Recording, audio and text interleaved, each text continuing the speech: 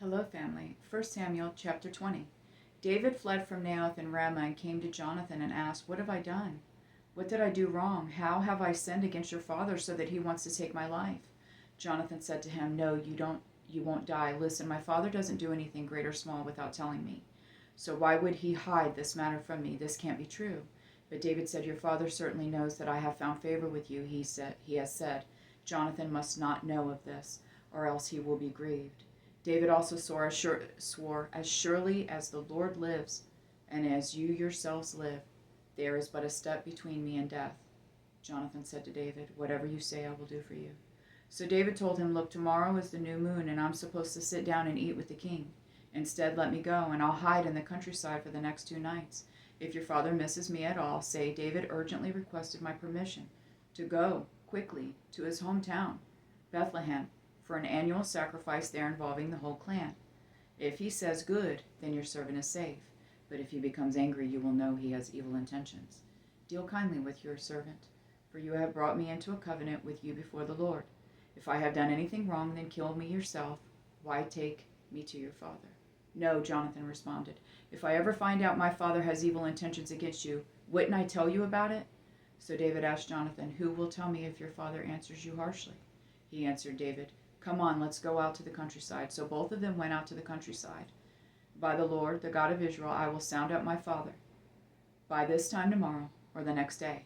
If I find out that he is favorable towards you, will I not send for you and tell you? If my father intends to bring evil on you, may the Lord punish Jonathan and do so severely if I do not tell you and send you away so you may leave safely. May the Lord be with you, just as he was with my father. If I continue to live, show me kindness from the Lord. But if I die, don't ever withdraw your kindness from my household, not even when the Lord cuts off every one of David's enemies from the face of the earth." Then Jonathan made a covenant with the house of David, saying, "May the Lord hold David's enemies accountable."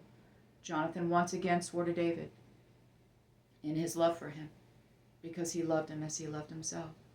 Then Jonathan said to him, "Tomorrow is the new moon. You'll be missed because your seat will be empty. The following day, hurry down and go to the place where you hid on the day this incident began, and stay beside the rock Ezel. I will shoot 3 arrows beside it as if I'm aiming at a target. Then I will send a servant and say, 'Go and find the arrows.' Now if I expressly say to the servant, 'Look, the arrows are on this side of you. Get them.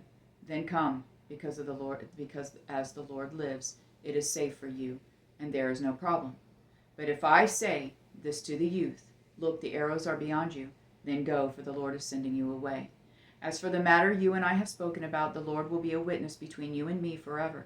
So David hid in the countryside. At the new moon, the king sat down to eat the meal.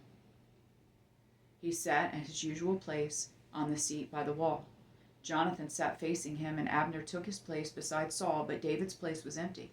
Saul did not say anything that day because he thought something unexpected had happened.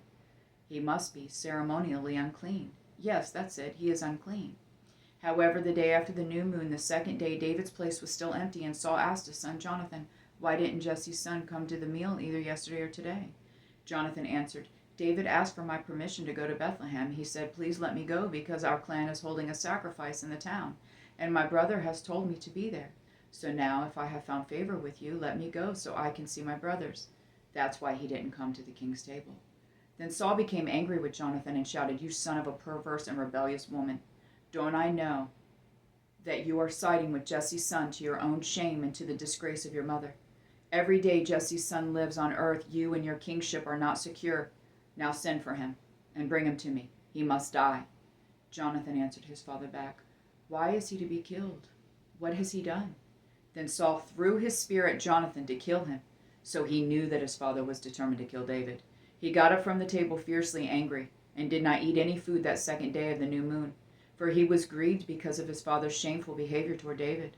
In the morning Jonathan went out to the countryside for the appointed meeting with David. A young servant was with him. He said to the servant, "Run and find the arrows I'm shooting." As the servant ran, Jonathan shot an arrow beyond him. He came to the location of the arrow that Jonathan had shot, but Jonathan called to him and said, "The arrow is beyond you, isn't it?"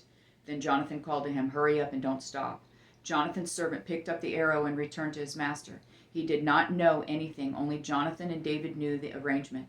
Then Jonathan gave his equipment to the servant who was with him and said, "Go, take it back to the city." When the servant had gone, David got up from the south side of the stone easel, fell face down to the ground, and paid homage 3 times. Then he and Jonathan kissed each other and wept with each other, though David wept more. Jonathan then said to David, "Go, in the assurance of the 2 of us pledged in the name of the Lord when we said, 'The Lord will be a witness between you and me and between my offspring and your offspring forever.'" Then David left, and Jonathan went into the city. I love you, Jonathan and Jesse.